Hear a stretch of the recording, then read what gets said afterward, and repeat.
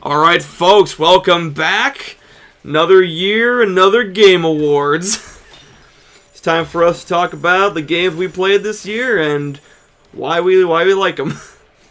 And why I'm going to have to commit to a public apology by the end of this video. Oh, no. Because I made a promise last game of the year that I knew what my game of the year was going to be. He got through I think I may have declared it in that video. Alright, folks, rewind that clip.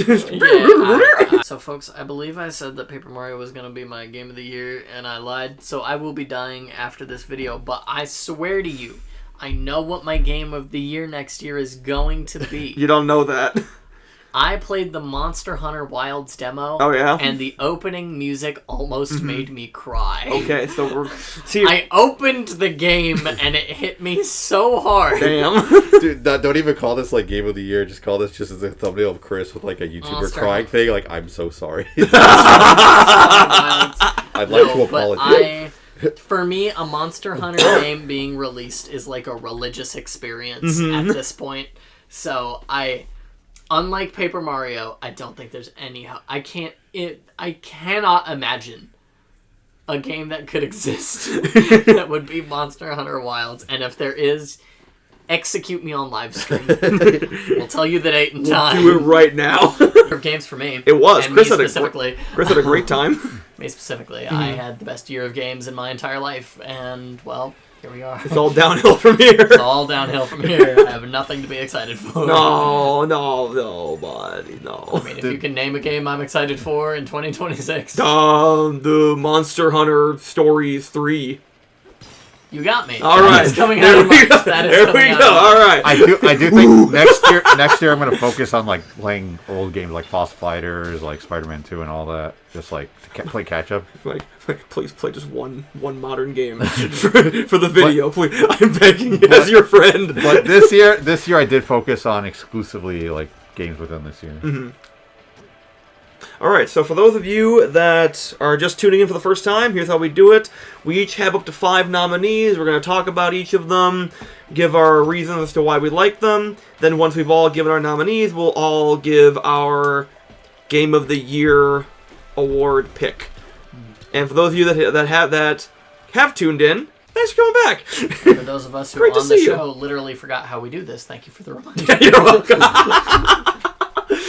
No problem, bro. Those of us who simply can't remember the process. Oh, you do these like once a year, so like, yeah. You know. All right, so who's going first? All right, you guys got to start number 5. I'll let you guys run. Well, how we usually do it is, you know, we declare them all. We declare them all, like give out all of our nominations, and then and then we all. How about this? I have dice. 1, 2, 3. Pick a color. Judge. Pick a color. He's got loaded dice. All right, high roll.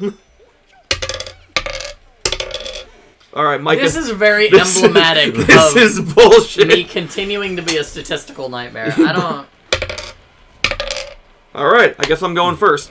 Do we say it and then briefly summarize it? Yeah, it's basically like, you know, say the name and then just like, you know, so give all the nominations. Well, give nomination and then your reasoning for all of your nominations. And then we rank it.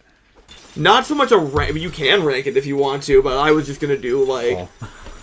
I mean, I'll rank them. Sure. What the fuck? No, yeah, I don't even know. This is off my head. This is new ground. Even though it literally. No, this is YouTube. Like we tried new grounds, it didn't work. We got eaten alive out there. It was like throwing a chicken into an environment of wolves. It didn't work. Anyways, all right. So I've got. Technically 5, sort of 4.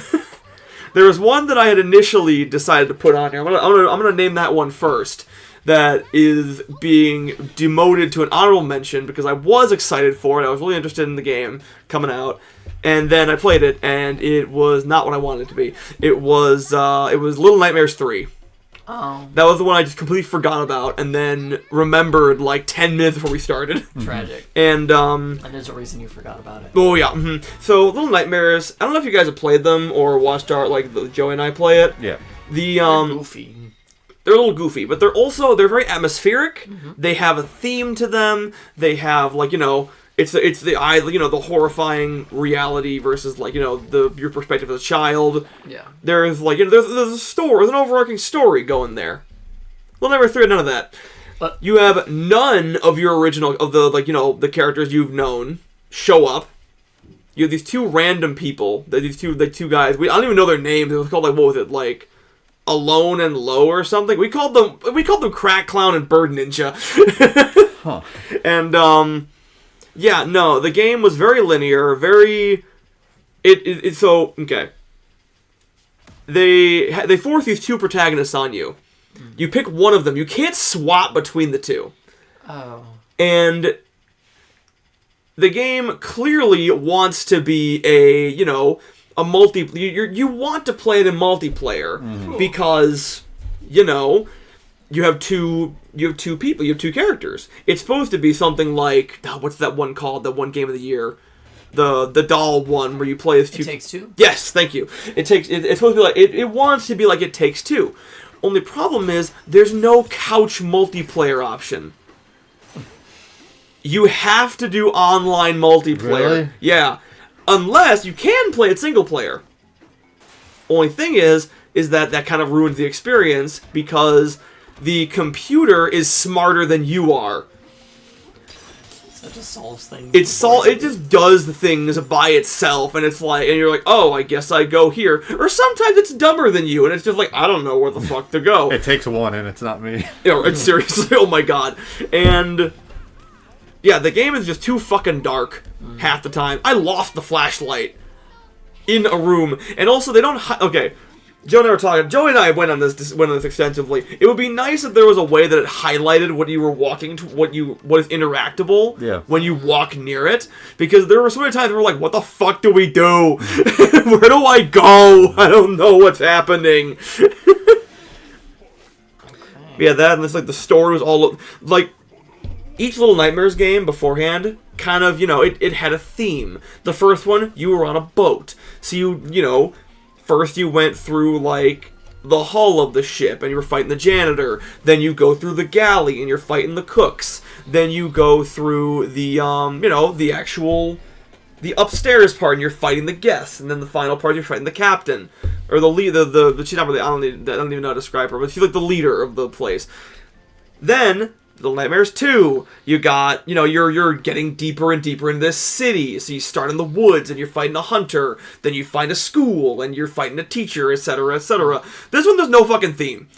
You literally warp between completely different and unrelated worlds. Where it's like, the first one is this, like, desert town with a giant baby doll hunting you. Then the second one is a, oh god, what was it? It's like an institute with this scary, like, spider woman, which is almost identical to the teacher boss from the second game. Then the third one, you're in a carnival with an evil ventriloquist. Mind you, the ventriloquist was probably the best part of the game. Then the fourth one, you're like, what the hell were you doing in the fourth one? Oh, there's like this weird doctor man that, like, who had like long arms. I don't remember. It was just like so disjointed, and I'm like, it made almost no sense until the end, in which it made even less sense. We're like, what the fuck happened? How did we get? Anyway, that's enough ranting about this. We're talking about this. Supposed to be a positive video. And that's why that's Eric's game of the year. Yeah, right. All right. So let me think. What the fuck else was my? Oh yeah. So then other nominations, and then I've also got Mario Kart World. Okay. That's the game I looked at that, I was very excited for. It looked very cool. Price was less cool, but we're trying to stay positive here. So yeah, very cool game. Loved the concept of the, like, the interconnected world, and, like, you drive to each and every place. There's, like, the levels are really cool. The character selection is very interesting. Yeah, it's got lots of silly guys. Lots of silly guys. It's up my alley. I'm here for the silly guys. It's about time that we got some more silly little guys in Mario Kart. But yeah, overall, that one, really, really solid experience. Love that game. It's I haven't played as much of it because it's a multiplayer game. Yeah. And I feel like I don't get together with people to play multiplayer games as often as I used to. They just reworked a lot of the straight line tracks. I heard, yes. They've fixed a lot of the issues that was plaguing the game. Yep. You can now do courses where it's only K-Mex too. You can set the item to Yes, only I heard so you about can that. actually unlock the characters. Right, that was a little bogus. Does it have proximity chat? Yes. So if I'm like online and someone's it calling me like I think so, someone's yeah. calling me slurs as they're Yeah, like because going it does by. have voice. I'm a giraffe! But yeah, no, so that game was really solid. Then there was... I should have written this down. Then, Silk Song.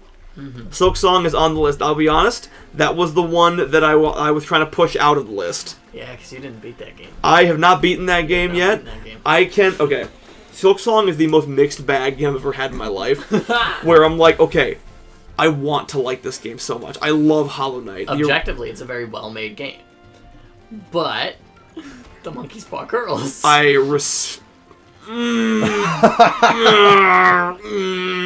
complicated. It's complicated, 'cause the level design is great. The environment's very rich.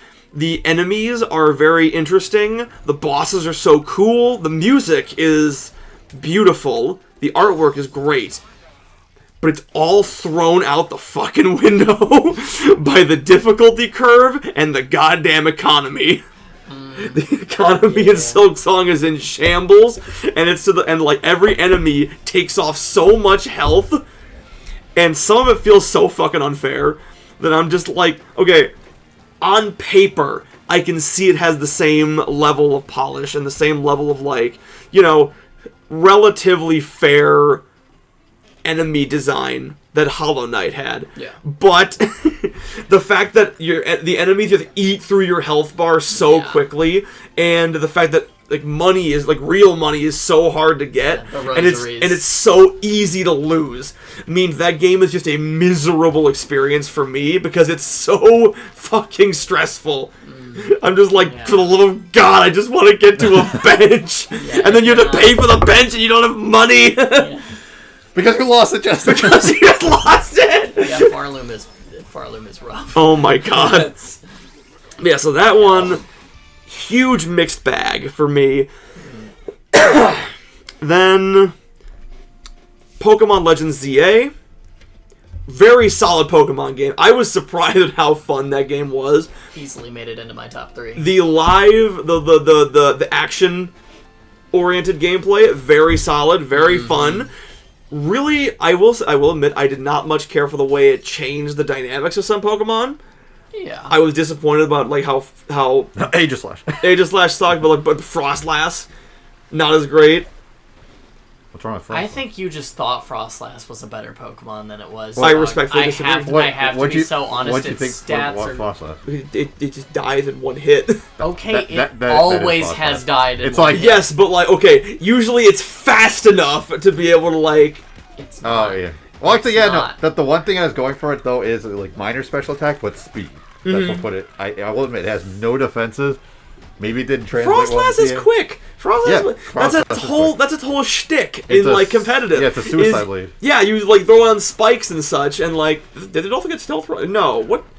Did it? I thought it got some other entry. Toxic spike. Was it toxic spike? Yeah, D-Bond was at the end when you're about to die. Well, yeah, because you sat shit and then you're like, yeah, it has 110 speed. Yeah, it's supposed to be fast. Yeah, that's like 346, like maxed out. Yeah, it's crazy. But yeah. Anyways, yeah, but it's also only ever in metagames where there's not other Pokemon to outspeed. I mean, yeah, it's not an OU. It's only ever in NU. It's not great, but it's like, it's fast. It's supposed to be fast, and like yeah, it does well in this game too if you play it right. I did play it right. I eventually figured it out, but like, but you have to play it differently. You do to play it differently, yes. But yeah, no, I loved the setting for Lumio City. I thought it felt like the city just felt so rich. They did a very good job. It felt rich, and it didn't. Okay, it was big, but it didn't feel too big. It wasn't overwhelming, and I felt like it opened up more as the game went on, and it felt good. I don't need Skyrim and Pokemon. No. Give me a little place. Because like Legends Arceus half the time was too big for me. Mm-hmm. There was a lot of places to go in Legends Arceus that did not have stuff for me. Mm-hmm. But like everywhere in Lumiose like has a little something. Oh yeah, no, around every corner is something interesting, or at least like something to do. Yeah, and it was nice, and it was it felt big, but it wasn't so big that you're just like trudging across the map. You're like, when does it end? And like, if you didn't want to walk through all of Lumios, you unlock fast travel so easily. Oh yeah, no, seriously, Like, it's so quick. Yeah. Like, if you want to just hop around, it's really nice. Yeah, you could take, after the first like hour tutorial of the game, not kind of long tutorial, It does you take could just go across the whole city, unlock every fast travel point that exists. Yeah. In like 2 hours. Like, Yeah. If it really matters that much, they really to you. It made the taxis like obsolete. I've never hailed a taxi no. like entire. There's a reason the taxi guy is the weakest guy. Yeah. Fun fact, in X and Y, if you get a taxi and you don't have money to pay the cab fare, the guy battles you. To give you the money. Right.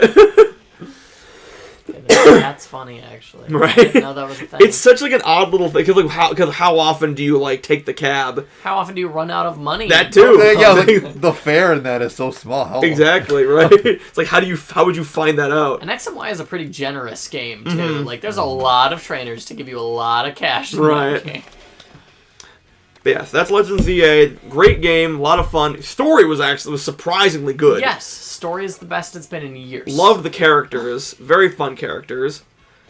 And, yeah, that's that game. Then that leads me to my 5th game, Donkey Kong Bonanza. Fantastic 3D platformer. Okay. Okay. Yeah, no, absolutely great game. You can get lost in the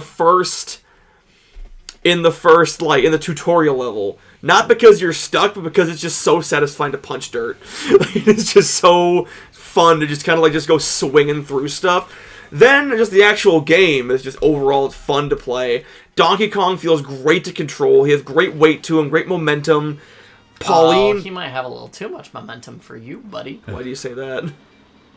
You rolled off the edge so many times for no reason. I don't know what you mean, Chris. I am a great video game player. Chris is gross. We're not even going to talk about the record pieces. Please. Flinging them. Just because I'm bad at video games does not count against the game. Nah. But That's why I lost Game of the Year. But yeah, no, the physics feel great to control.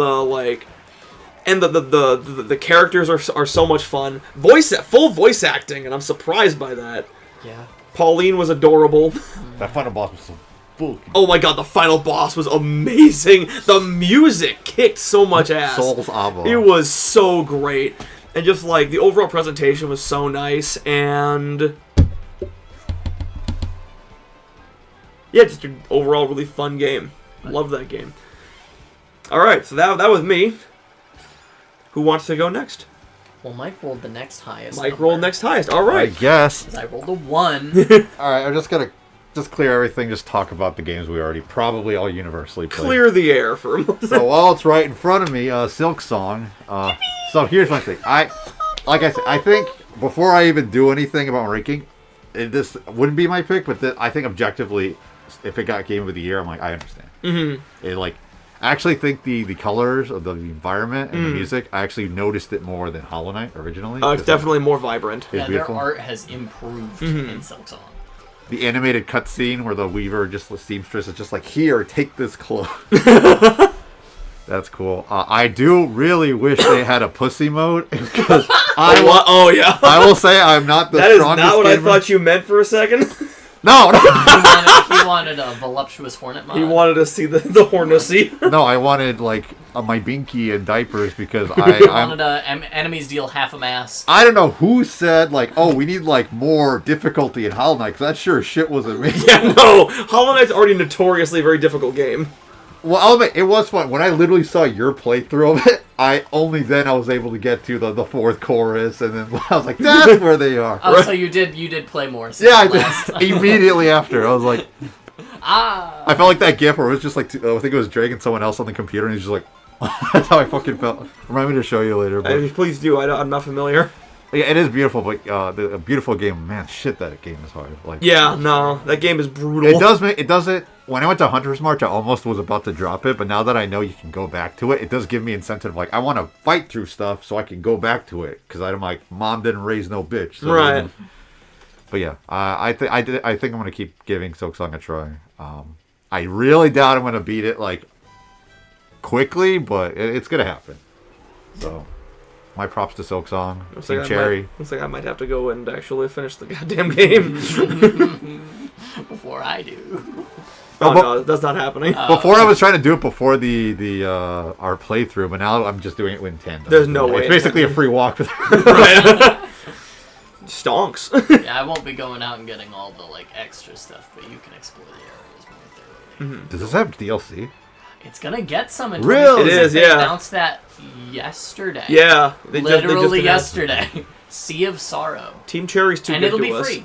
Like all Hollow Knight DLC always is. Team Cherry's too good to us. I'm not going to talk about the price point of any It's their apology Nintendo for making games. up really fucking hard. But for, No. that's the biggest thing for me. For $20, I now compare every game to that. 'Cause Oh, absolutely. It offers so much shit for $20. Hell, the original Hollow Knight offered so much shit for $15. Yeah. It was this game, the map. I haven't even done everything. I just saw it leak the map for myself. That shit is huge. Oh yeah. Mm-hmm. Oh my god. And I don't even know if you've seen the whole map. If you leak the map for yourself. Huh? That's not all of it? Because you know.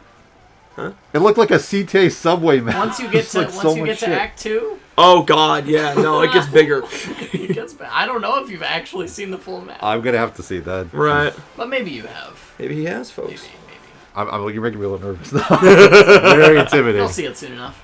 Yeah, that's Silk I'm Song. gonna plow through this next part of the game, I think. I like when she says it's Silken Time. Silks My everywhere. favorite. The other one Oh is, yeah. That's hot. You like that? Yeah, silk comes out of that. That's hot. Oh my god. so my faith in the Pokemon Company, I was a long-time Pokemon fan. I was fully expecting this shit to be an honorable mention because I was like, this game is going to be whatever. And I'm like, wow, this game's actually great. It's yeah. I want to say I had faith from day one. I believed that because we had an extra year, it was going to be good. And I've been saying this since they announced it. Legends Arceus was good. Legends ZA is following through, and I'm so happy to see it. I don't know. I was still burned by the DLC of the Scarlet and Violet because the story was great and that was it. Nothing I was gonna say like it's a very interesting. Us playing it through on the channel was the best $30 I never spent. I will say it definitely the direction of you fumbled your good boy rival so bad that he becomes the Joker is definitely a very interesting storyline. It is, but also Kieran's such a little bitch. Yeah. I hate Adorable that little guy. incel. Like I'm gonna take you all on. Ah! Shut up, you. It's like when a 5-year-old with a sword like fight me. You're like, okay, you just kill him. But Have you killed many a 5-year-old, Mike? but anyways, about That wasn't a no. so the biggest thing for me about this game was like, if you're gonna have a game about strictly battling, you have to make it interesting. Because you saw like the battle frontier of every game. You keep doing that shit over and over. It's boring. Yeah. It gets grindy. They made that so even like Legends Arceus, like it was fun, but after a while it gets Stale. This was great. Like, Yeah. I want to see what the next step is after this because the fact that you can walk and dodge around, you can get hit by just Pokemon battles. You Right. can move around. I'm wondering if the next step is like you get to control the Pokemon or know. They kind of dope, yeah. But yeah, no, that was great. They made everything. The story, like you said, is interesting. The characters are great. I found myself just very interested throughout. I'm sure if I didn't spoil the megas for myself, it would have been like amazing. But I do have gripes. This is like almost a 5 out of 5. Yeah. I just have the teasiest because I criticize everything. Of course. I would like to no roller skates. Where the fuck are my They should have skates? put some Yeah, roller right. skates in Oh, there. seriously. Why do I not have an X and Y jacket? Yeah. I tried to make my Timu looking like Halo's trainer, and I'm like, no, it looks like shit. Like my little red beanie hat. I'm like, no, horrible. My name is Colin. I'm the X and Y man. But Is that the character's canon name? No, it's Callum. Callum. But he's a that's T-mover, so he's Colin. I don't even, they don't even have a Serena fit, I think. No. Which is weird. I also wish you could go, if you're able to have the whole city, I wish you could go into shops and kind of like, Oras, you could just walk into a shop. There could be nothing there. Yeah. But I just want to walk, instead of just going into it, black screen, and then, what would you like to purchase? I'm like, Yeah. if it's a fancy, like, suit store, I'd like to see what's in there. I like to see the suits Yeah. on the racks. Yeah. I did see that the walls on the buildings were kind of like textured windows. Yeah. Mild. These are nitpicks. I was gonna These are say, I nitpicks. feel- Eric and I had a discussion about Yeah. this. We're not starting with the windows. Yeah, no, I'm like blazing past everything. I don't care. I'm like the freaking critic from Reddit. It's like, Right. but yeah, But no. then the Pokemon battle hit, and you're like, Also, the designs for the ending was fucking phenomenal. Oh, I'm sorry. Voice acting. If there yeah, it did. Even just for the end, the end needed voice acting because it was weird when my characters like seeing an epic like Mega Evolution Zygote. I'm just like, yeah, right. In silence. I'm like, dang, this goes crazy on mute. Yeah. Well, the biggest one for me that like really brought to attention, like, wow, we need voice acting, was the beginning. Yes. When that, like, once he was like, hey there, kid, you're out here all late by yourself. And his, like, mouth is very specifically moving, and you're like, how do I turn the voice acting on?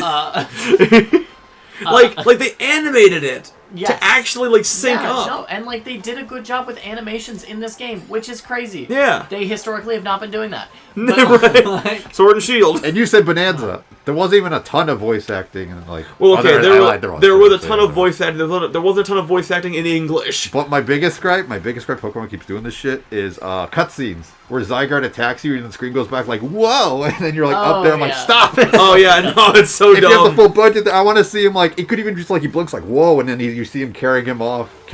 Like, it's not that fucking hard. I think it would be hilarious if... I don't know if it would be better if they, like, kind of like Gary's mod rigged it together, where, like you said, like, he carries you off, but it's like, just, like, hit, like, the whole character's model in his mouth and just, like, running away with him. Yeah, just, like, ragdolled. Just ragdolled. With Carbo in the ladder, that's a good off-screen thing. Like, I think it was funny because it was well, that's the comedic timing of it. All these are just negative points, but I digress. They made Steelix look so cool. Mm-hmm. So shiny. Dude, yeah, right. Aerodactyl's like, oh, cool, I'm fighting a Mega Aerodactyl, that's cool. And he perches on the ground and starts running. I'm like, that's so fucking cool. That's my go. Dude, did you catch, in the postgame, did you catch Yultall? No. I have not. I caught Yveltal. He's on the ground. Yeah. You saw him on the ground? Yeah, he's big fucking He's wings. a freaking monster. Right. I was like, I kind of want to see him like this all the time. Why is he flying when he could look like this freaking beast with tiny little feet? His wing hands are like when I get my hands on you. Like, literally, though, he walks and he crawls towards you with Jesus them. Christ. It's what awesome. I will always emphasize the fact that, like the Pokemon's design makes half of it. The other half is the posing and the animations. Well, look at Archeops. Compare his black and white sprite to his 3D model. And some of this carried over from Scarlet and Violet. I do praise Scarlet and Violet for their animation changes. Mm-hmm. They changed the model on Charizard, so he doesn't just look like the generic flapping. It's like, yeah, it looks great. So all in all, I like seeing him on the actual ground. Yes. So all in all, great, fantastic game. I can move on to the games that I. Pizza Tower again. Pizza Tower, Marvel Rivals, Season 2.0. But so technically, this game early released in 2020, but it now formally released on February 2025. Okay. That would be Ultra Kill. Explain. I'm not familiar. Of this game or the date? Of this game. Oh, you're not? Is this the what? I'm not. The name sounds familiar. I think I talked about this. This is basically Doom. Uh-huh. The concept is, I actually have the model here. The model for this game is mankind is dead, blood is fuel, hell is full. This is a robot that is powered by blood. He heals himself when he's showered with blood. And he basically jumps into the 7 circles of hell, and it's basically you start blasting the shit out of stuff. You get style points for like how you do it. Oh, this game. You have I have never there's heard a of gun this game. that's basically you flip a coin and you get to like sharpshoot something. You get like a regular pistol. There's an item that's basically a bar of soap that insta kills any boss, and so at the moment I got it, I just wasted it on the like the third. Here's the third boss, and it's like 1,000 health. You just do it, and just insta kill them. All right, bye. And there's like layers. There's like greed, lust. Well, that's cool. Yeah, this shit is hard. It's not like Silk Song hard, but damn, It's got some difficulty. Where's the freaking? There's a sword machine. This guy. Sword machine? It's basically like that. Oh.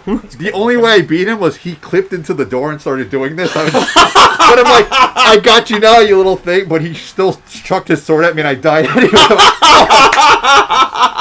But I just made him glitch again and I did it. But goddamn, overall, this game's fun. It's really I haven't played Doom, but it's very jarring when you see the first boss I beat it, and now that first boss is one of the grunts. I'm like, huh? Oh, that's terrifying. And these come in like swarms and shit. So yeah. Oh jeez. But it's doable. It's just difficult. But I love this game. Obviously, robot. Mm-hmm. You hate robots. There is no problem. Health is not a problem when you're shooting shit and blood insta heals you. It's like Yeah. no worries whatsoever. But overall, yeah, I do put that favorably. Mm-hmm. I think my final game Mm-hmm. would have to be. I don't know if you guys heard this one. It's called Look Outside. I have not. I have not either. Really? I don't know why I thought you were gonna say like Dispatch or something. That was one of the games I was trying to play for, but Yeah, like, but you just didn't get around. that, That's a game I feel like you couldn't include unless you had like actually played all. and that's of it. like what 17 hours of, and I want to sit I have down. no for idea. this. Yeah, I know very cursory things about it. basically Mass Effect levels of like. Just call in sick one day and just like, I just want to hear Jacksepticeye. he's in that game. Yeah. So Oh. is Moist Critical. I knew about Moist So Critical. the lead guy, the main character is Aaron Paul, which is the guy who voices. Wait, Aaron Paul.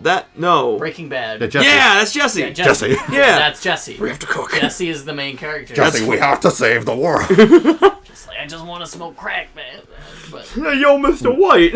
So this game I only heard about because it's one of those games like like a horror. I'm not a horror guy by any means, but this game, something about it like kept like I'm gonna give this game a try. And there was something there that kind of disturbed me, but I was like it's intriguing also, and I was like, there's a lot more to this game than just horror. Mm-hmm. So the concept, if you guys aren't familiar with this game, you play as this. By Devolver Digital, Frankie Small. Actually, Lumpy you have Touch. a fucking PowerPoint for this. I have visual aids. Well, because you guys will be talking about this, I was like, man, I like Expedition 33. I wish I could have envisioned this. Right. Allow me. Wait. Well, that's gonna be on my. Fuck. Listen. We'll get there. We'll burn that bridge when we get there. But you play as this little fella, an unemployed 30-year-old something named Sam. Okay. I'm kidding. That's not important. When you wake up, in your apartment. You have an urge to look outside. Your neighbor even tells you from the wall, like, it's beautiful. But when you look outside, anyone that looks outside either dies or gets turned into a monster. Oh. So you find out early in the game that there's a cosmic entity that's kind of like exploring space, sees our world, and its presence is transforming people, and basically it's killing the world. Okay. Your neighbor is telling you that this is going to blow over in 15 days. So in that time, you're out here, you're exploring. Your house? Oh yeah, every time you look outside is a game over, automatic game over. Interesting. So your neighbor's saying, hey, sorry. They're saying, no, I'm sorry, I told you to look outside. Don't do it. It's bad. I don't know why it did this to me. I recommend you hold up your windows and just kind of like survive throughout your apartment. Mm-hmm. Her name was Sybil, and you're basically just going through just finding items in your apartment and just traversing. You're fighting like enemies, like your monsters. Apartment goers that unfortunately did look outside. Is it like turn-based combat? It is. It's a la Earthbound. It was made by Art. I was gonna say it looks like Earthbound. It looks very. I was gonna specifically say. You guys heard of RPG Maker? Yeah. Yes. This was Oh, made it's by just that. made in Really? RPG Yeah, Maker. that's what I thought. I thought it was gonna be like, this is gonna be like kind of a, I don't know, like the stigma, like it's gonna be a fan game that kind of like makes it the That's best. really cool. Oh yeah, no, it's creepy, but the way they designed the monsters and everything is like it's cartoonish, but like I don't know, something about it was like really cool. Yeah, no, that's crazy. But you're going to also but you're not doing it alone because you got party members and they're awesome. Do they live in? Oh yeah, you can recruit them. What's freaking Tooth Man back there? Are they in your apartment building? Oh yeah, you can like recruit them as many as you can. You can only have 4 to a party, but they can just be in your apartment. Interesting. And in your apartment, you can do stuff like play video games, do crossword puzzles. There's like funny interactions. I got my favorites on here. Literal 8-year-old child. Okay. Janitor man. Janitor man. Who's French. But Yeah. his story was probably the thing that fucked me up. It's The one with the weirdest mouth. The Tooth Man. No, it's an 8-year-old kid named Joel and his whole family. Basically, I won't spoil too much, but his baby sister was teething when she looked outside. Oh. But her power started infecting her entire family, and she bit him in the face. Oh. And I'll leave it at that because basically they didn't make it, but he did. You kind of like take him under his wing. And he was the first person I met during my playthrough. I'm like, he's my ride or die. Mm-hmm. I love this I'll do dude. anything for Joel. But there's an interaction between him and the girl where he's like, she's like, "Are you gonna work on your school project?" And she's like, "I don't think there is school." What are you talking about? So yeah, there's like funny like interactions between. Oh yeah, and you can like play actual video games, not just like you play video games for 3 hours. You can actually sit down and play like Super Mario Clone or like. Oh. Interesting. Yeah. Yeah. So they made like video games in the video game. Yeah, which I thought was hilarious. That's crazy. But this was the picture of the entity that's like this is what everybody sees up in the sky. That's It's a looking. butt. Or an eye. It is a booty hole. Or an eye. That's a booty hole. It's like an eye to me, but Booty hole. maybe. But yeah, no, eventually you traverse through the apartment, you collect stuff, you fight people. You're fighting through all the apartment floors, like floor 1, floor 2, basement. And each thing, like floor 1's covered in rats. The main lobby looks boring until a city bus from outside crashes into it, and then, you're fighting hand monsters. And just everything they did in general was, like, really well done. The soundtrack, I love the soundtrack. There's some stuff in there that sounds like Faster Than Light, FTL.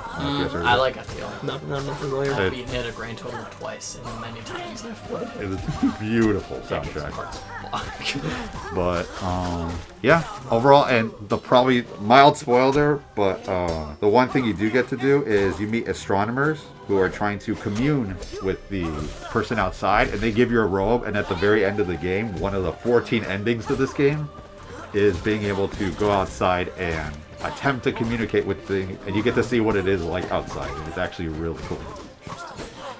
But, yeah. You get to look outside. That's crazy. I did wish they had... There's one criticism I have about this game. I love this game so much, but they have one criticism, which is if you make a mistake, you're locked out of a certain ending, or it is very unforgiving about that. Like, Joel, the teeth guy, or the teeth guy's like, I'm going to go out. Like, is it okay if I go out, sir? And then I looked it up on the internet. If you let him leave, he's not coming back for the rest of the game. And Damn. I'm like, whoa, geez, fuck. Imagine if I didn't do that. Oh my god, yeah. But yeah, no. No. And then you have to collect offerings for these astronomers. If you collect the bad one, not the right one, you're locked out of certain endings and stuff. Oh. So it encourages multiple playthroughs, and it's interesting enough for that to happen. But And if it's only 15 days in game. yeah, it's more. You can also beat the game within the 15 days. It's like 15. At the end of 15 days, it's another ending. Basically, if you decide to just sit there and do nothing. So that's just your Do crossword puzzles. yeah. And time only passes by once you're exploring new areas. So it's not that bad. Also, this game does do a lot. Like Earthbound does a lot of its storytelling through battle. Yeah. So no, overall, this game was great. They don't have a physical release or a soundtrack because it's Disgusting. It's like Terraria, where he's like, final update, I swear, and then he's like, okay, I'm gonna do some bug fixes, and he releases like a bunch of new like boss fights and shit. Like, all right, take your pills, go back to your bed. It's like, oh no, he's too generous. You dirty liar. But yeah, that's all my picks. All right. Well, to make up for your 4, I'm gonna have an honorable mention. Because I just remembered another great game I played that is in my top 5. So my honorable mention now is going to be Fantasy Life I, The Girl Who Steals Time. The original Fantasy Life game was on the 3DS. It was great. The best way I can describe it is if you've ever played an MMO, it's like the resource loop of like RuneScape or Final Fantasy 14, but in a much more compact, cute game. So like you have your combat classes, you have your farming classes, you have your crafting classes, and using them gets you materials for the other jobs so that you can level up the other jobs, so you can get better stuff for your combat jobs that get you better and it just like cycles through all of its stuff really, really well. The art design is fun. The story is quaint but good. And it just it handles its package very well. It does what it's trying to do very well. There's some clunkiness with the multiplayer I could harp on, and some of the early game scaling stuff is a little weird. Like they demand you get excellence when gathering certain things, but to get an excellent you need to be able to deal enough damage to the thing at the very end of gathering it. But the only way you get the better equipment is to get the excellence on that. So there has to be some point in which you bridge that gap, and then once you cross that, it's all hunky dory. Oh, okay. So can be a little tricky, but the mid to late game, good, golden, great gameplay loop. So that's the honorable mention. Thoroughly enjoyed that. Now, it's been a very difficult year for me, and by that I mean I played more video games than I ever have, and they were all amazing. So I'm gonna start. Oh, you poor baby. I'm gonna start with ones we've mentioned already. So I'll start with Hollow Knight Silksong. I've worn the clown wig for 7 years. Yeah. I finally got to take it off, and it was liberating. That game is phenomenal. The reason I would argue about it having proper good game design is because should you be determined enough to explore all the paths available to you, there's a lot of tools you have access to that are very well designed for certain things. Like that crow room, I am not like going out of my way to get the tool that would completely trivialize the crow room. If you get the spikes from the female forge master down in the deep docks, you can throw them up into the air, the crows will run into them, and they'll die like instantly. You can completely trivialize that. And you get like 5 of them to throw up there. You could just like nuke 5 of those fat crows. Thanks for the tip. Yes, go get the spikes from the forge master.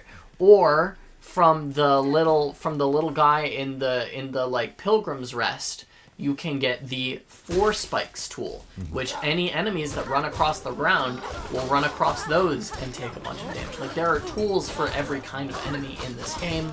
And then there's a tool called the Cogfly later on that just kills it. Like it's just disgusting. It's like if the Broodmother's Charm, the one that spawns the little bits, like imagine if they did more damage than you. Okay. That's what the Cogfly does, and you can spawn 8 of them. Oh, good. That sounds like an Act 2 thing. It is an Act 2 thing. But the game has tools for you outside of your nail and your health bar that, in theory, can make the game a lot easier if you use them correctly and if you find them. The trouble is finding them and affording them. I will concede that the economy is a huge problem in that game. I have had to grind for money on multiple occasions. And in Hollow Knight, like, I could grind for money by exploring. You cannot grind for money by exploring in Silksong unless you have a certain level of, I know this game and I know I'll get the money. And like only like 30% of enemies even drop the correct money. Yes. There are certain areas of the game that drop the money, and certain areas that do not drop the money. Right. They drop shards, we need rosaries, and rosaries, we need shards. And so, seriously. Yeah, and like shards, there are some bosses that will eat all your shards because you keep trying to use tools to kill them, and they still suck ass. But there's really good music, really good environmental design. Hornet feels pretty good to control, and she has different styles you can use, so you can find a style that works for you. There's 6 styles of play for Hornet in the game. Which is the one that lets me face tank. Yeah, the Beast is the one that lets you face tank. That's the one I'm using. But like there's a playstyle that lets you equip three tools, but you don't have silk skills. Oh. Does that include healing? No, you can still heal. Okay. But you can't like silk spear. Right. So yeah, stuff like that. Actually, there might be 7.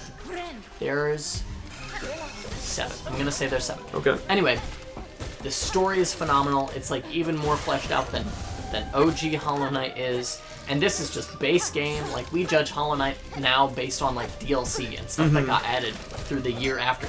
Nothing has been even added yet to Silksong, and it's already almost too complete of a game. Right. There is still stuff to find always.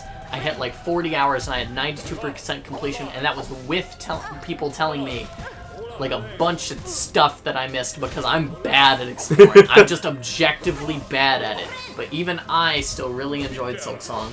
So, gameplay of it, beautiful, a little brutal, but it is everything I wanted it to be and more. That was only number 5. And I think every other game on my list... Oh god, have I forgotten one? Is Legends one of them? It is, thank you. Okay. Legends ZA is the other one. Attaboy, Mike. I had the other 3 in my head. So Legends ZA is the other one. I won't harp on about it too long, except it's now in my top 3 Pokemon games. It gave me Mega Absol back. The story was really good. Characters are really good. It's about to give you another I think the more whimsy and wonder you have in your heart, the higher on your Pokemon tier list it's gonna be. Like, if you're jaded about Pokemon, you're gonna be like why didn't they bring all the Pokemon back? Oh no, this turned it around for me. Why didn't they like let me explore more of Kalos? No, except that Lumio City's fucking cool, okay? Like, accept that and you'll have a great time. But if you remain jaded about the series and you know, then stop playing Pokemon. Yeah, just stop playing Pokemon. Like, why are you playing Pick Pokemon? something else. Cyber Sleuth is right there. Yes, Digimon Time Strangers right there. Like, there's Go, which Time Stranger, if I had played it, probably would have been on this list. I've heard very good things about Digimon Story Time Stranger. Now for the games that weren't on other people's lists. Uniqueness. Uniqueness. We have Hades 2, which I really enjoyed Hades 1. I played the shit out of Hades 1. Roguelike game. Hades 2 just dives further into establishing the Greek pantheon and, associated characters. Has really good writing, fun music, the combat is fun, and the gameplay loop itself is very rewarding and fun, even if you're not really good at roguelikes. Eric raised his hand. It's me, I'm him. You still slowly acquire resources that make runs easier and assist you in actually getting to the ending you seek. Right? Because the game doesn't just end when you beat it once. You want to conclude multiple runs. I'll ask, how many times do you have to beat, like, the dungeon to get the credits to roll? I think it's 11. Wait, what? Yeah. No, What does that mean? have you not played Hades? No. Okay, so You have to get to Hades and beat him in OG Hades. Hades is the boss of the dungeon, right? You He's go the through final areas. boss. Hades is the one gatekeeping you, keeping you trapped in the underworld. Okay. He's like, don't go see your mother on the surface, please. Please, and you're just trying to get out. My 'cause source you're says, just "Trust me, bro." yeah, literally is source, trust me, bro. You don't understand. Lamau, get wrecked. You have to beat him. Is it? I think it's 10 times. It's 10 times. It's 10 times. I think Hades 2 is 11 because you do the underworld fight the find. Are either of you gonna play Hades 2? I want to at some point, but I don't care that much about I spoilers. do actually want to start playing Hades series. Okay. Okay, so So functionally, you are fighting Father Time. It becomes pretty clear. Like, Oh, Kronos. Yes, yeah, Kronos. Okay. You are fighting Kronos. I heard about that. He's your grandfather. I heard that he doesn't let you pause the game. During his fight, no, he does not. Yeah, no, he actually fucking unpaused. Like, Yeah, he the will laws unpause of the time are mine. He unpauses the Yeah, game. it's sick. Me coming back from the bathroom. What the fuck? So you're fighting Father Time for reasons that become very apparent to you very quickly. The game sets up its premise strongly from the start. You do like one run, and then you have a bunch of characters that like establish the world back in your home base. But the weapons are good. The gameplay loop is good. The god buffs are fun. There's a lot of different ways you can play the game. You really can tailor it to your preferences within the game's confines. Ripping soundtrack, great art style, cool characters. Loved it. Played it in the mornings with the cat on my lap. Great way to kill the morning. And also a fuck ton of demons. And a fuck ton of demons. The next one I will talk about is Claire Obscure Expedition 33, which I went to France in the past year and a half, and then shortly following that, this very, very French game came out, and I played it.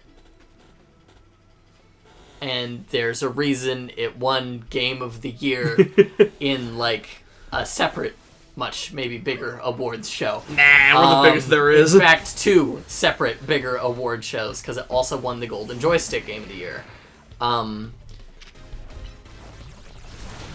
It's baked to perfection. It's built with so much intent and so much love behind it. And it's so far up my alley with a gorgeous soundtrack. And something that means a lot to me in that game is how human the characters feel. They feel so real and so raw. And it just... You can pause that game at basically any time and take a screenshot of it, and it's a work of art. And so a lot of those characters and their stories meant a lot to me, and the way they convey their stories is very good show and sometimes tell. Give you the relevant information when you need it. It's the first time I'm seeing Combat is visually. incredible. Oh, yeah. I know you showed me a boss fight from there. Yeah, and I really... Yeah, I showed you the super boss. Yeah. Simon. But like I said, I do want to do a playthrough of that game for you guys specifically because, oh my god, like, transformed how I look at games sometimes. Like, it really... It's deep. And that's not like white girl at Starbucks deep. That's like actually thinky deep. What is it about?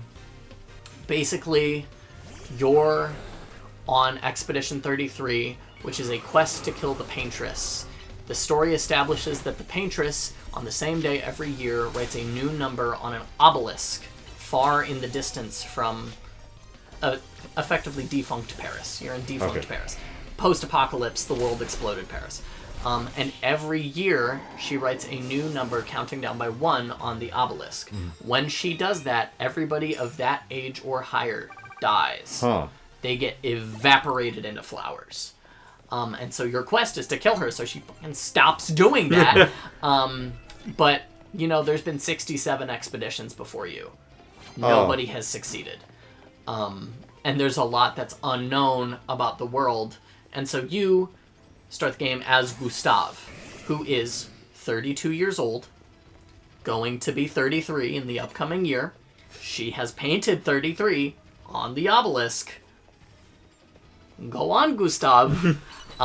With your merry band of expeditioners, see if you can make it. And that just the premise is only scratching the surface of what the game is truly about. There's a lot of twists and turns on a large narrative scale that recontextualize a lot of what you see throughout the game. That I think is part of what makes it really special. So that's Expedition 33. Those are the reasons it won Game of the Year in the Game Awards. And then my last game is Monster Hunter Wilds. I've been a Monster Hunter fan since I was 13, and Wilds is Monster Hunter fans' dream as long as they have a system that can run it. Eric's potato computer will not. The PS5 could. You should get Monster Hunter Wilds. It blows off the dust. Yeah, it is a dusty console. But Monster Hunter Wilds has refined the series to a point where every aspect of it, for me, has been enjoyable. From preparing to the hunt, to the mechanics of the hunt themselves, the character customization, the armor customization, the story I enjoyed, and Monster Hunter is not known for its stories. It is a spiritual successor to what was my previous favorite Monster Hunter game, which was Monster Hunter 4 Ultimate. It is a literal successor to it because it shares some characters with that game. It brings back what was my favorite monster, Gormagala, and introduced, I think, what is my new favorite monster, which is Ray Dow. And it's just a game of, like, great boss fights. And I've logged over 200 hours into it. And I want to log 200 more hours into it. They just came out with Gogmazios, who used to be the final boss of Monster Hunter 4 Ultimate. And he was a big freaking oil dragon. And he's sick as hell to fight. I died to him 5 times today. And it's great. He's not very fair, but he's great. And it just, series near and dear to my heart. Always fun to boot up. Play with friends, play it alone. Doesn't really matter. I enjoy it all the same. And Wilds especially cranked it up another notch, and you can tell they love the game, but you can also tell that, you know, they had some problems in terms of, like, production, because this game was incredibly ambitious, and I think they delivered on a lot of the points, and are continuing to work on some of the points that fell short for some people, which are not gameplay oriented, but are instead how the game runs oriented. Like graphically? Just like textures popping in, how intensive it is on a rig to run, those sorts of things, frame rate issues.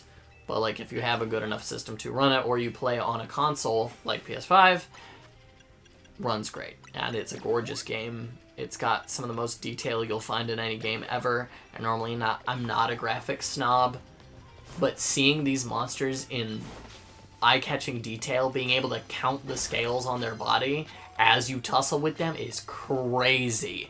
Crazy, dude. You can see, like, wings ripple in the wind, like feathers get ruffled. It's insane.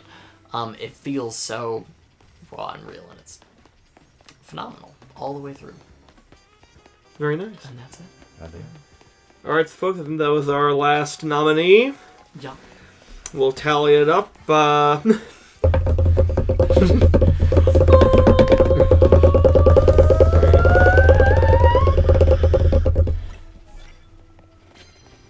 so now we're gonna announce the winners. You want to go backwards then? Yeah, sure. All right, Chris, hit us with Claire a Obscure, Expedition shocker. 33. In the words of Jeff Keighley, I mean that game is life changing. I don't know if I have ever so strongly wanted to like let's play a game for people I know just so that they can experience it. But like for me, man, we gotta set up some nights. I don't think I've heard as much praise, like genuine, groundbreaking praise from like a game of the year before. I don't have anything bad to say about it. You will notice I had no critiques of the game because it is a literal masterpiece. It is my all-time new favorite game. Really? Like, it has trumped every other game I've ever played. Wow. And that's terrifying conceptually that they did that to me. When did this release? This year! No, I know, but like... Well, when? I've not heard... it wasn't until like 2 weeks ago I heard about this. I heard about it from you initially. I'm pretty sure it was like I was like, bro, if you're telling me... February. February? Really? I feel like I heard you bring this up in like... Sorry, April. Still, I've not heard about this game like until like 2 weeks ago. It was in April. 2 weeks ago. I was like, huh. Well, I would love to show you why you started hearing about it. Just phenomenal. And I thought Monster Hunter Wilds was going to be it. I really did.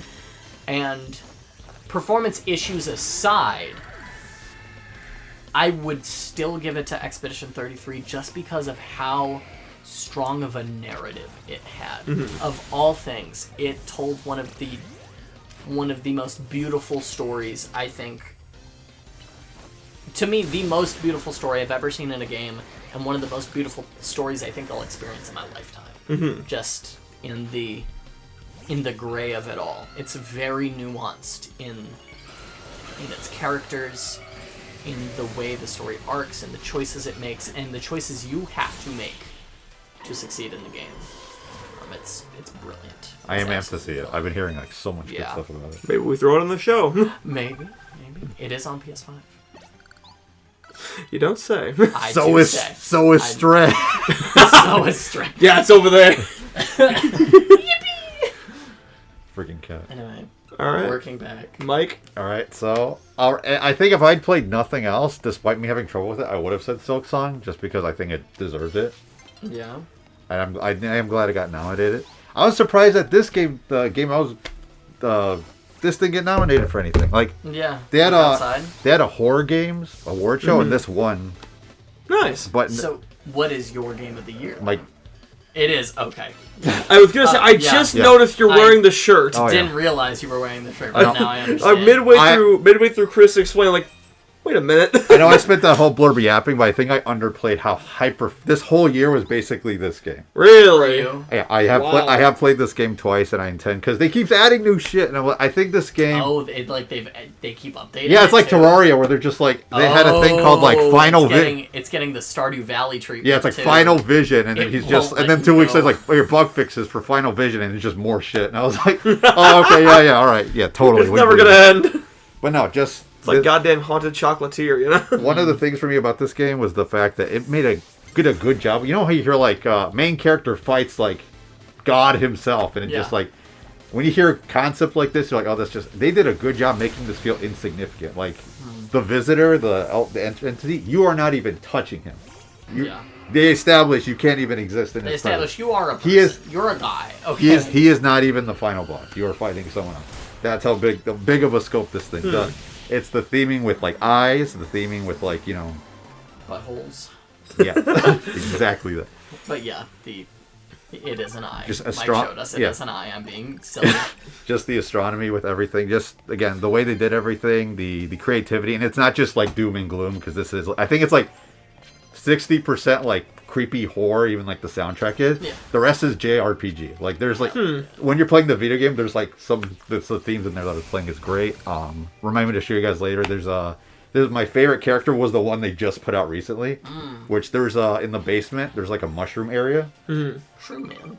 And you're fighting mushroom monsters, and it's like Last of Us. But there's secret doors, and there's just a yoga instructor that turned into a mushroom samurai thing, where his cap is like a rice helmet. Oh, okay. And his whole character, and there's like people that transform. There's a select few that are just chill. that retain their sanity. They're and just like, I'm here, man. His whole shtick is basically like, do you want to fight? Yes. All right, fight me. And then when you fight him, you don't even kill him. He's just like, you've defeated me. Take my blade. And he teaches you a new yoga pose. Huh. That you can, and that's hilarious. And that's your weapons. You can also use like car batteries. You can craft like homemade, like, you know. We got charged electric eels. But yeah, there are just the characters in there, the art, the creativity, everything. This is just like, again, just a small sampling. Yeah, wow, that pixel art's incredible. Yeah, no, they did a really good job. They did, yeah. But yeah, no, just everything about it was just.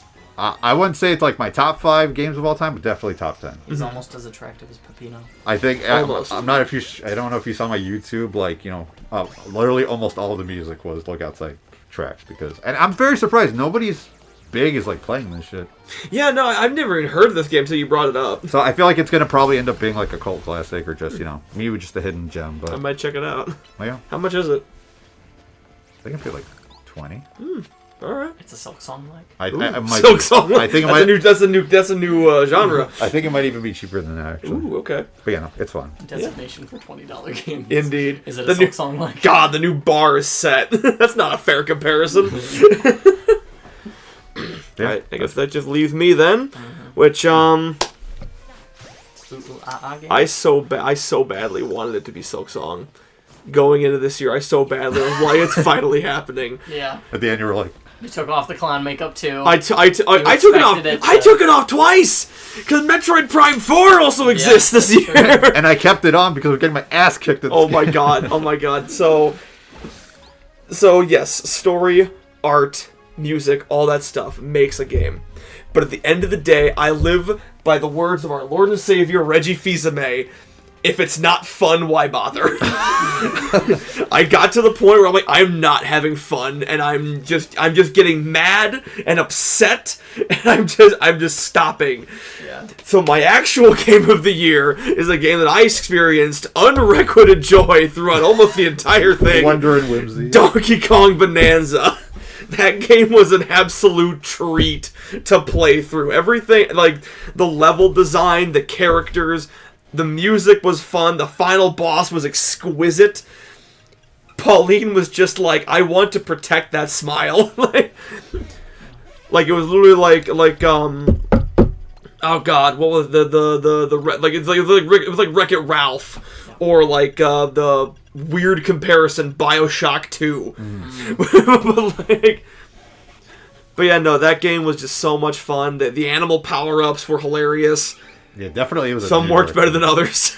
The fucking snake. I'm so sad the snake was not good because I love snakes. Except for that one attack in the final boss that you just refused to use it for. I did not refuse. I was just stupid. The game said jump over it, and you went, I can't. And I went, but you have the jump ability. No, I don't. That explicitly jumps over it. You were playing it. I'm like, this game's pretty cool. I like it. There's a lot of cool, interesting stuff. And then the final boss just like shot it up. Oh like, my god! crap, yeah, cool. The end is just so freaking His good. finest hour. Oh, literally though. I hope we get to see more King K. Rool in the future. Yeah, give us a Bonanza 2 where he's actually prevalent in the whole game. Oh yeah, no, absolutely. I was hoping we get a Donkey Kong Country 3 or Donkey Kong the new Donkey Kong Country 3, and he would finally show up. This was better. Yeah. I will say him turning into a poop crocodile chud was kind of like not what I expected. Honestly, I didn't know how to feel about the poop mode, but Big stinky mode. Big stinky mode, but it kind of I'll spread my shit everywhere. It's like so evil. Oh, yeah, that is very evil. Is that a fucking poop rat? Oh, the poop croc. It's that poop croc. Honestly, my only gripe with K. Rool's design is I wish he had a longer tail. I didn't even notice his tail. That's he doesn't have one. It's a fucking nub at the end of it. In the Donkey Kong Country cartoon, he had butt cheeks. If he got a noticeably bigger tail, it would disturb me almost. I think it would complete the look. Because I don't know about you, for me, a big part of what makes crocodiles cool is the tail. No, yeah, but not when they're basically a circle. It's silhouette would be Lollipop. You grab it. It would literally just be Bowser then. Yeah. Just do the Mario 64 thing woo. I think your desire for reptilian characters stems also from your desire for them to look like Godzilla at the end of the day. Where would you get that idea? You see when King K. Rool gets his new form where he has a shell on his back with spikes? Okay. Also, all things considered, I might also just have a thing for long tails because my favorite Mechagodzillas are the ones with tails. Not like that. You freak. You freak. The movie one didn't have a tail. Take my beach nuts. That got scarily close to me. Yeah, I know. I tried to make it not actually hit you. Like busted the bottom. Bro got prunes. I got it's for my lizard. Anyways. But yeah, banana. But yeah, no. With a tail. She do have a nice tail. She's still in her cave. But that's besides the point. But yeah, no. DK Bonanza, fantastic game. Fantastic, just a return to form for Donkey Kong in the third dimension because DK64 kind of sucks. Yeah, the bar wasn't high. No, it was not high. No, it was that very game low, for no actually. reason required the jump pack because there was a glitch, like a game breaking glitch they couldn't fix otherwise. And but yeah, no. Fantastic game. Love that game so much. And yeah, that was those 3 very different games. incredibly different actually. That's what's interesting about it, just seeing the different shit you got. Yeah, seriously. Because we all know we're gonna cross play some games at some point. Yeah. Basically, if a Pokemon game comes out, that's the big one. Yeah, yeah. Well, I love the fact that the three of us I feel like have very different tastes and different interests in genres. We do. Well, I think now, recently, as of now, because I got access to a Switch, got access to Steam Deck, and I'm able to play more games. Right. If I just had a Switch, I probably wouldn't have not have played when I had the opportunity to play certain games. Mm-hmm. How much is Expedition 33? $50. That's a fair Fuck price. it, we bought. Fuck we That's, Here we go, folks.